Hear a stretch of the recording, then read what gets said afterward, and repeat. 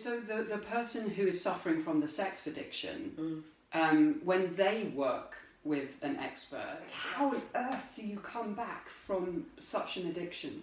Yeah, well, like any addiction, you know, it's going back to the root. What are they really avoiding? What are they escaping? You know, any addiction is an avoidance of self. It's a defence. It's a cover-up. So, you know, and so it's going to be different for everybody.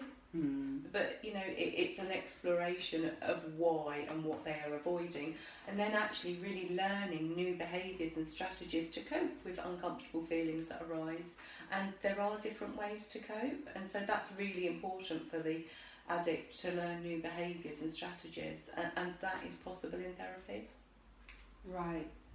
This is interesting because as you're talking, I'm realising that in my head I have a difference. I have a different way of looking at alcoholism, even drug addiction, things like that. Like I have a very compassionate viewpoint towards that kind of addict, and I can understand where these behaviours can come from, and you know, the terrible things that could have happened to them, or even just in trying to cope with life. Yes, yeah. Sex addiction, for some reason, I think I've put in a different category. Well, and I think there is another side to it, you know, in the sense of then physical safety. You know, if a partner has been having numerous affairs, you know, there has to be then some health checks taken, right? Because you may have been put at risk.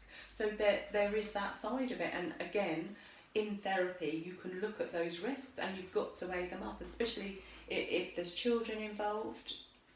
You know, this has an impact on the whole family unit. Of course, right? You've got to look at it from the whole system. Absolutely, yeah, it's really important.